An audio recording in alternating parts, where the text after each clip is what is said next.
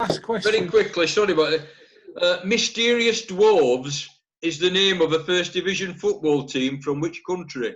Sorry, I just couldn't resist that one. Mysterious Dwarves. North Korea? South Korea.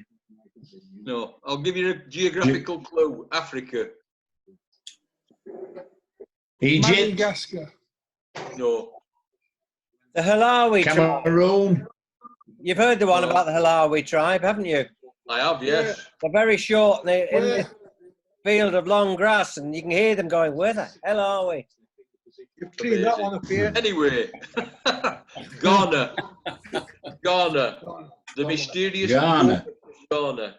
Thank you for letting me do that. All right. Right. We're going to move on to the next part of Chris's story, much of which is going to be talking about Derek Randall.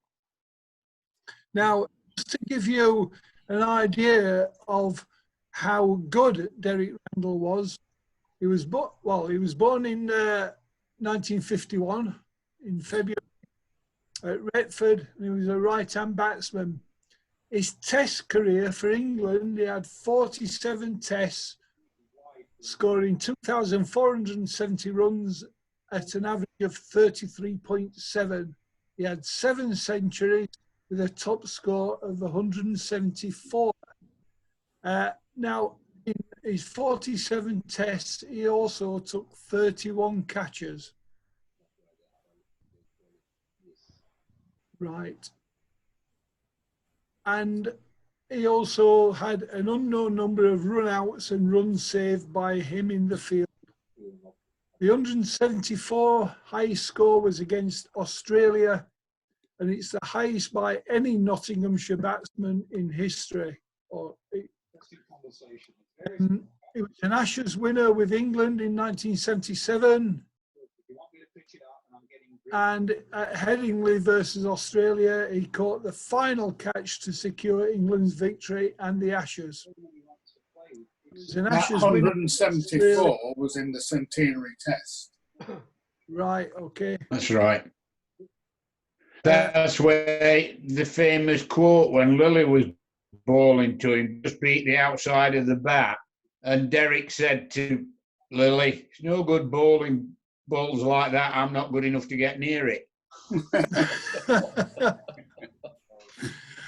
It was an Ashes winner in Australia, scoring 150 at the SCG. His century one was then the slowest ever in England versus Australia matches, 406 minutes. And he won 2 Match of the Man awards, and England won the series 5-1 under Mike Brearley. In one-day internationals, 49 matches, 1,067 runs at 26.67. His top score was against West Indies in 76, and he was named England's Man of the Series in 1976. His top score was 88. 79, he played in the World Cup final, but West Indies and out Gordon Greenwich. Right. He batted for England from number 1 to number 7 in his international career. In county cricket, his debut for Notts second 11 was in 69. His debut for Notts first 11 was 72. He scored 78 runs at number 8 in his debut for the first 11. 464 matches, first-class runs, 27,294 at 38.44. 51 centuries, 344 catches. Wow. He scored a double century against Middlesex in 1979 and a century, a feat unequalled by any batsman in cricket history. So, wow. That was against Middlesex at Trent Bridge. He was the Cricketer of the Year for Wisden in 1980. In 81, he was a County Champions team member. In 1985, they won the NatWest Trophy. Final over 18 to win. He scored 16 off the first 5 balls. Oh, sorry, they didn't win. He scored 16 off the first 5 balls and was then caught off the last ball going for the winning shot. 85 Championship Player of the Year.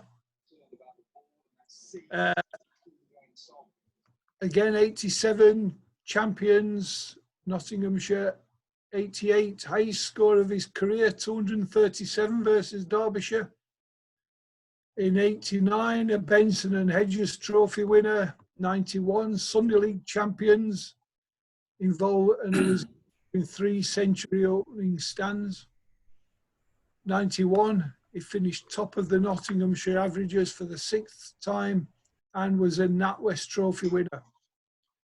1,000 first-class runs in a season 13 times, 3 double centuries for Notts in his career. The Randall Suite at Trent Bridge is named in his honour, and Randall Way in Retford is also named in his honour by the Bassetlaw District Council. So I hope I haven't stolen too much of Chris's thunder, but if I have, it's his own fault because he provided them for me. So You can't have anything to say now then, Chris, can you? Surely. Oh, Pardon? So You can't have anything to say now, surely. No, I'm going home now. How many ODIs did he play? 49. 49. ODIs. Yes. Yeah. ODI, that was Garfield's pet dog, wasn't it? ODIs being overdetermined international. yeah, right. Rain's On to stopped Chris. by the way, guys. Covers are on. Oh dear. Chris. All right, Keith. Yeah. Okay.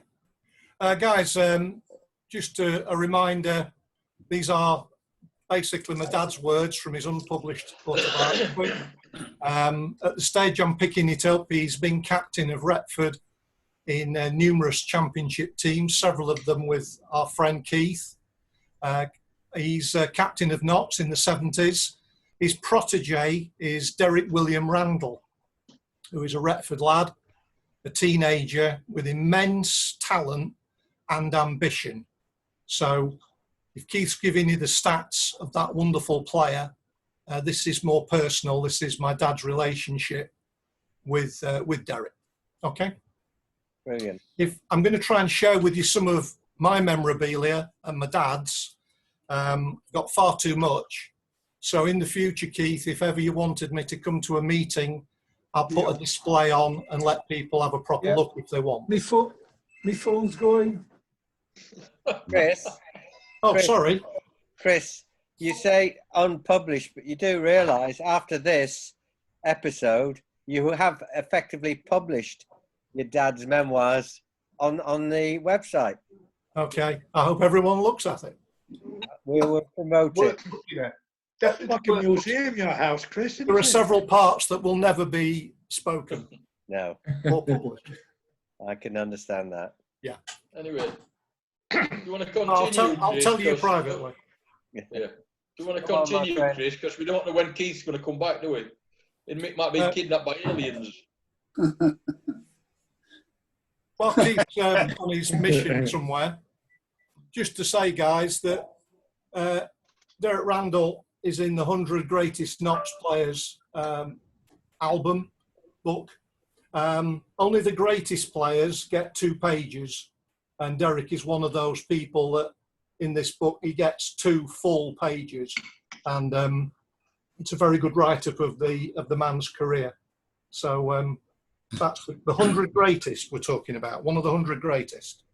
Shall I continue without Keith? Yes. I think so, because we just don't know how long he's going to be. Okay, he's going to watch the telly. We're running out of recording time. Right. Early days. Derek was a teenager in the Retford Cricket Club first 11 under my captaincy in 1968, when as the Retford Times reporter, I wrote that Retford possessed the fastest mover to a cricket ball in the entire world of cricket. And that's the team with Keith Jackson in it and Jim Harkin and Derek Randall on the back row as a young lad of about 17. Retford won the championship that year with Derek batting, catching and running out people. He was simply brilliant. In Derrick's autobiography, he describes myself as someone that all the young players looked up to, which I took as a wonderful compliment. I also wrote that he was the best fielder in the game. I was heavily accused of bias. I received written and verbal abuse, but even in an era with the likes of Colin Bland and Clive Lloyd, I knew I was right about Derrick's fielding capabilities. I was proved correct on many occasions, and his fielding for Notts and then eventually for England would gain him universal fame as the best fielder that the game has ever seen. Derrick would go on to run out the fabulously talented Gordon Greenidge at the non-striker's end in the World Cup final. He would run out Rick McCosker at Headingley in the 1977 Ashes. He would also catch Rodney Marsh in that game and famously turned a cartwheel to celebrate the fact that England had won the Ashes. And a very early scare that he gave to Jeff Boycott at Abbeydale in Sheffield against Notts would mean that Jeff would be heard shouting for the next 10 to 15 years, no, not one to him. Notts considered Derrick a complete eccentric, which of course they were right, but they didn't show any positive interest in him as a cricketer or as a batsman. But in 1969, I was the captain of Notts' second team. And the night before a game against Worcestershire, a player dropped out. So I contacted my old skipper, R.T. Simpson, who was the senior representative of selection at Nottinghamshire. He warned me not to take Randall. His actual words, this is a quote, "Michael, he can't bloody play." But I took Derrick the following morning. He battered against some hostile fast bowling, got runs in both innings. RT, who had been watching from the sidelines, came up to myself and declared, again a quote, "Michael, the boy bloody well can play." I had the delight of playing with Derrick in Notts second teams on several more occasions, including Lancashire at Old Trafford in 1971. I continued with all my advice of this incredible young man and pushed him forward to the Notts hierarchy at every single opportunity in these early days. And Keith might be interested in this one. This is the actual scorecard of Notts versus Lancashire at second team level in 1971, with Derrick making one of his early appearances. My dad, I'll break my dad's in here, and so is Keith Jackson, and they both got Derrick and Mike got runs, and Keith got 3 wickets in that game. So that's the original scorecard. It's a nice item from an early part of Derrick's career. Chris, there was Yes. in that particular match, Yes. Lancashire were playing a trialist, and they opened the batting, and I opened the bowling, and I got the wicket. Derrick caught him at slip, and Derrick took the ball and then set off running to the boundary with the ball in his hands to make the period missed it. And this batsman started to run, and they took 2 runs before they realised that Derrick had caught the ball. You'd already got it. Yeah. What, can you remember the name? Pardon? Can you remember I the can't name of the remember batsman? No, I can't. I say it was a trialist, but I can't remember his name. There was Brown and Kennedy opened the batting. No, And Kennedy was caught Randall, Bowl Wilkinson. no, it wasn't that one then. Okay. I Good remember stories. I remember Freddie Truman doing something similar in a match, and the batsman at the time wasn't happy about it. He said it was poor sportsmanship. Yeah, it depends if you're the batsman. Yeah. Yeah. I saw Phil Sharp do something similar where he caught the ball in the slips and stuck it in his pocket. Pocket, yeah. And, Okay. and everybody was looking Yeah. around for the ball. Yeah. And he suddenly pulled it out of his pocket. Did that regular, Paul? Yeah. My dog did something similar, and we never got the ball back. Did he go on to play for England? Not yet. only in ODIs. All right, that's enough. I'll continue, guys. In 1971, Derek won his first contract, 1-year contract with Notts. And in May the following year, 1972, he made his debut against Essex at Newark. He came in at 126 for 6, and Gary Sobers had already been and gone. He was dismissed. He found himself coming into bat to join his captain, the late Brian Bolus, in a mid-innings crisis. Well, Chris and myself went to this game along with several other Retford players, and we saw Derek score a magnificent 78, which included 5 sixers into the local nearby cemetery.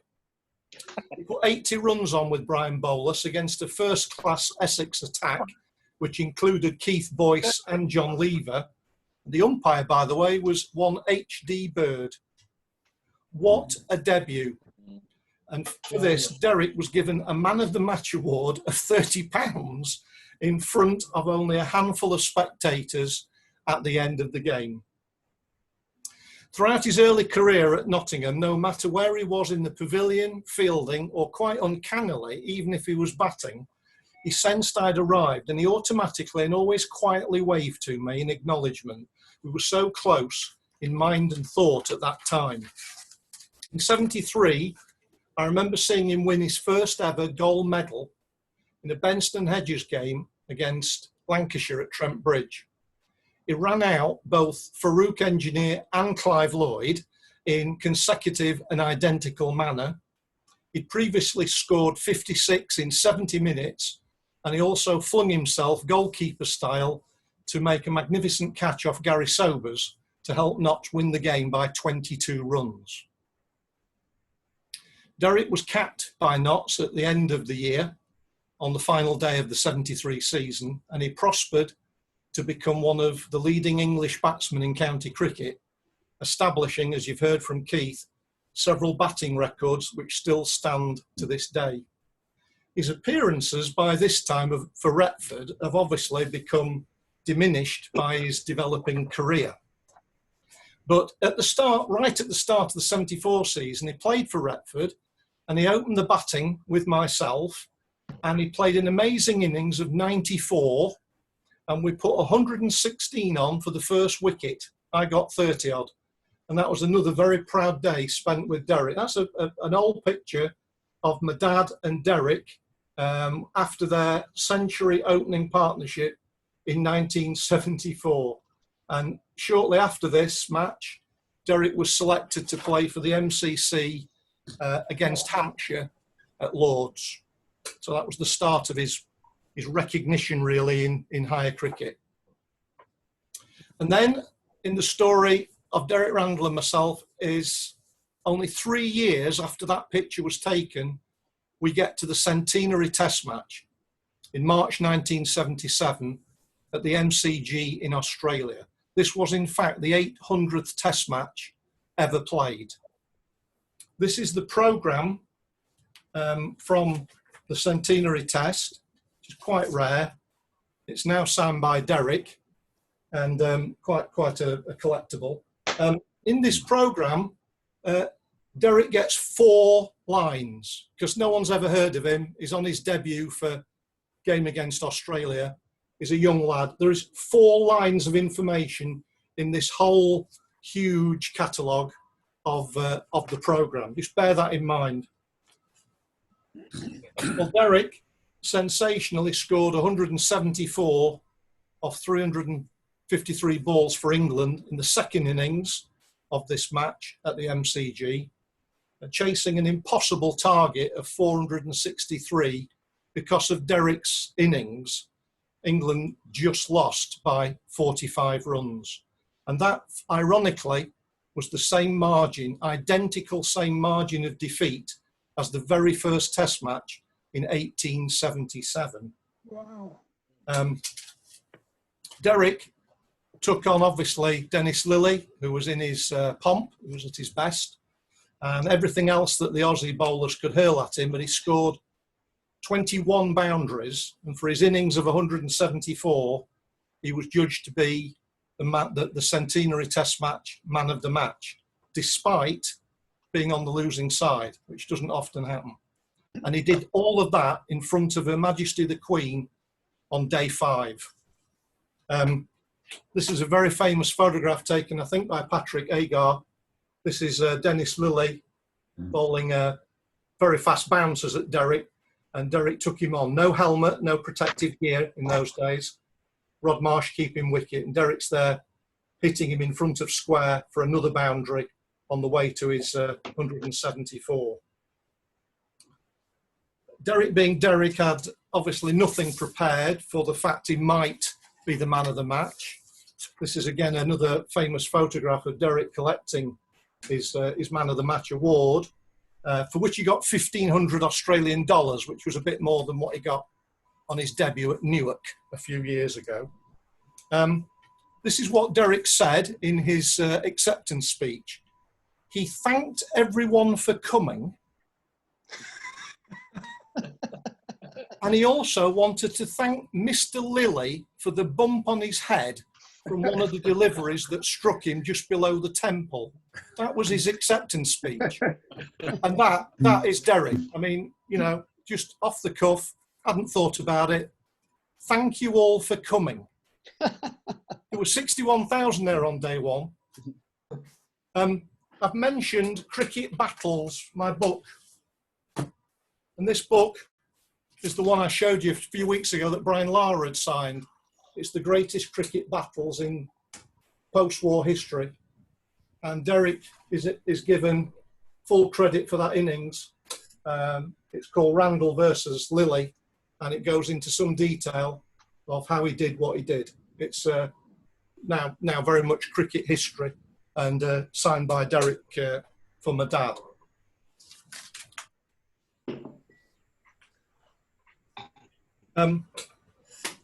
Just to take you back to the programme, this product came out from the Australian Cricket Board after the game.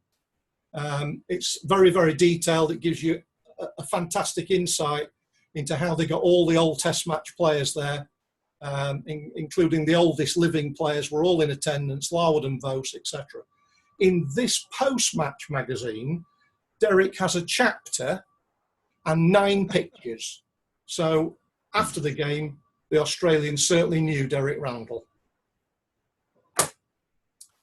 But going back to my dad, I'm quoting, I was in Colchester that day on business.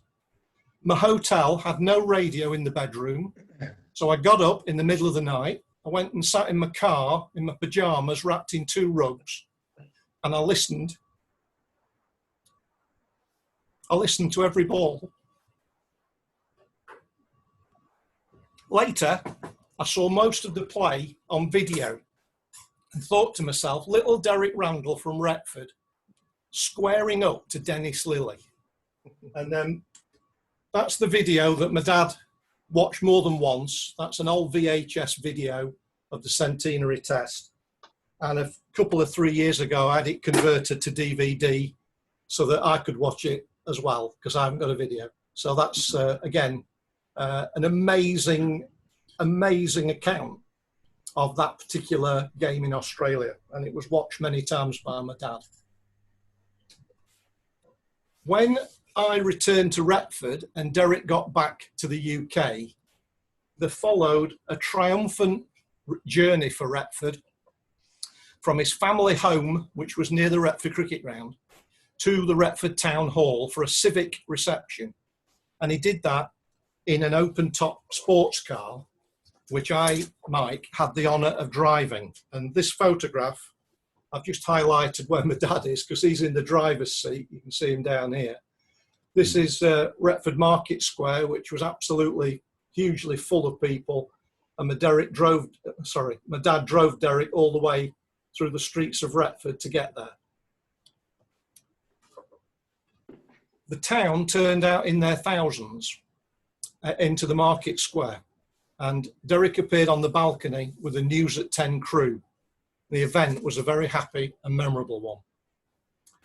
I became Derek's commercial manager after he got home, and we arranged for all his mail to be redirected to my house, and I dealt with it as best I could. Derek had become a national hero, and he was inundated with fan mail and invitations to attend functions and open anything that needed opening. No one's ever seen this. I found this. This is some fan mail, which my dad dealt with. This is Derek Randall, walks on water and lilies. Dennis 174. Isn't that an amazing piece of fan mail? No, I don't know who it's from. They're obviously now quite old, but that's an amazing thing. And this card, which Big Paul will recognise, this was my dad's idea. Derek was stopped so much to get his autograph that he was becoming late for everything. So my dad had the idea of having a card printed, and then Derek signed a proper signature on his card wearing his blazer. Now that's quite common now, but I don't recall this ever happening much before this particular instance. So Derek was able to give these cards out and keep moving to get to things as opposed to be late. It was a good idea. And I've still got one or two left. So I became Derek's letter writer, agent, advisor, driver, and a father-like figure to him. I secured his appearances on Question of Sport, in Desert Island Discs, and the news. The world was literally at his feet, and he was becoming one of the most popular personalities in Britain. Derek was a popular character with every member of the public, and a much in demand young man. There's a picture here. I hope you find these interesting. This is at Lord's, and I think this young man with Derek and my dad is a competition winner, and the competition winner was presented by Derek at the Home of Cricket, and obviously with my dad helping arrange those sort of things. So again, I don't know who those people are, but they were big Derek Randall fans. I now come to the Clough incident. Okay, so am I all right for time, Keith? Yeah, you've got 8 minutes. Okay, the Clough incident. Then there was the incident with Brian Clough at the Notts Cricket Association celebratory dinner in Nottingham in 1977, held after our national success in winning the Cup at Old Trafford by 10 wickets against Middlesex Cricket Association. Our team was seated in front of the top table, which included Sir Patrick Moore. Clough, ignorant and swollen-headed, arrived late as the main speaker and made the most difficult... Wicket. He's done it. He's done it. 500. Right, go on, Chris. I'll say this again because I like saying it. Clough, ignorant and swollen-headed, arrived late as the main speaker and made the most dreadful speech when he started to address Derek after his recent return from the centenary test. Clough asked, 124 was it, young man? Derek, unaware of Clough's attempt to win back popularity in Nottingham, ventured a hesitant, no, Mr. Clough, I think it was a few more than that. After more stupid and facetious comments, the red-faced Clough asked Derek, how many was it then, son? Which, to his credit and to the unstinting applause of all of the audience, Derek replied, 174, I think it was, Mr. Clough. Huh. Sorry. That's Derek Randall. Replied the forest fool. I know they drink a lot in Australia, but they must have drunk a lot that day. Sir Patrick was indignant, and I was utterly furious. and my friend and the Notts Cricket Association captain, Eric Martin, had to restrain me to avoid a real incident. Ooh. There are thousands of anecdotes about Derek and myself. I played, for example, a major part in editing his 1984 autobiography, which is called The Sun Has Got Its Hat On. Brilliant title. Brilliant title, and that was one of the records he chose for Desert Island Disc. Fantastic.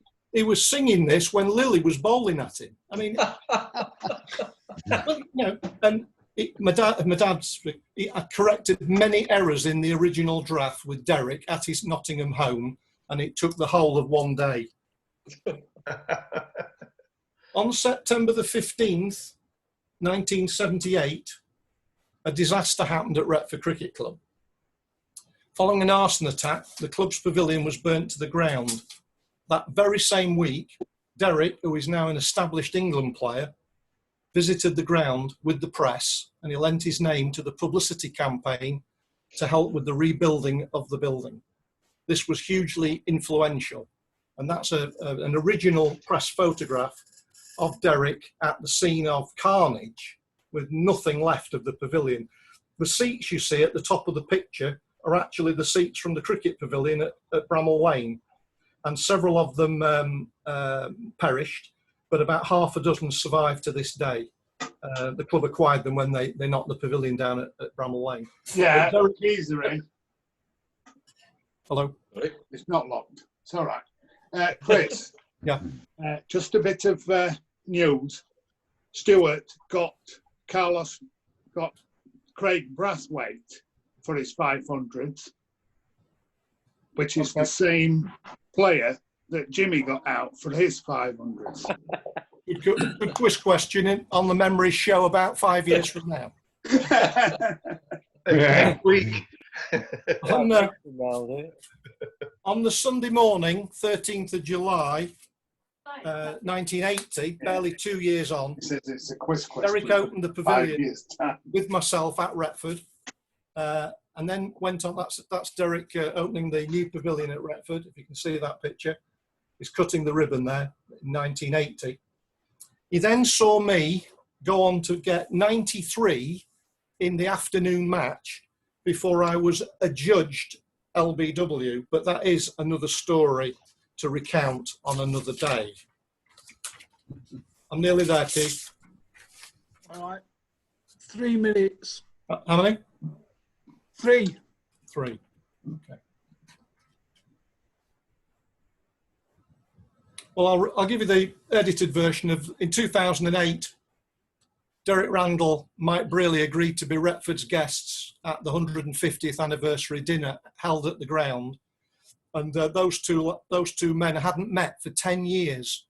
And it was difficult to get them into the marquee because they were talking so much about past histories, their Ashes wins, and just enjoying each other's company. It was a fantastic thing for my dad to be part of. And my final comments are my comments. In the excuse me, in the Cricketer magazine in 2016, there was an article published called Partnerships. It's the story of my dad's relationship with Derek and how my dad helped Derek break through into the professional game. Derek closes the article with these words. Excuse me. Mike was Mr. Retford Cricket Club. Being captain of Retford and not seconds was very handy for me because it gave me a way into the system. I was lucky to have someone like Mike there at the start for me.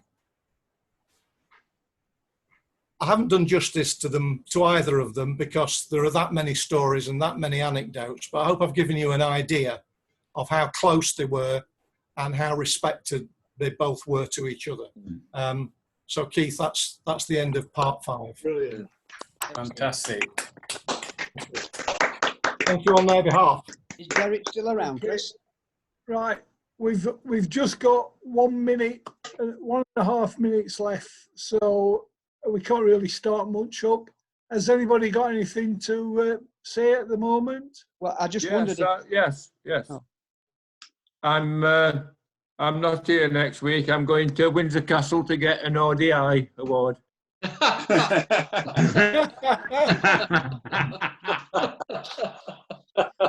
You can take it off. You can take it off, Keith. I hope you're going to have Off the tea with us. screen. No, it stays on now. No, Yes, got to come off. It's got to come off. Paul the Mysterious. yes, Paul. Is Derek Quickly. Randall still around, Chris? Oh yes, Yeah. very much so. Yeah, Oh, good. he's still exactly the same. Right, brilliant. Quite And that eccentric, card's gone up. you know. That but card's gone look- up in value, Chris. Sorry. That signed card's gone up in value. Thank you. So- Thank you, Nick Paul. When Right. we meet back again at Crystal Peaks, you'll be able to bring Derek Randall to chat to us, won't you? Yes. Possibly. He's not. If you ask him questions, he's quite good. So I will try and get him, but he'll be there for a long time. Right. Okay, chaps. We need to end it. I'll see you next week. Cheers,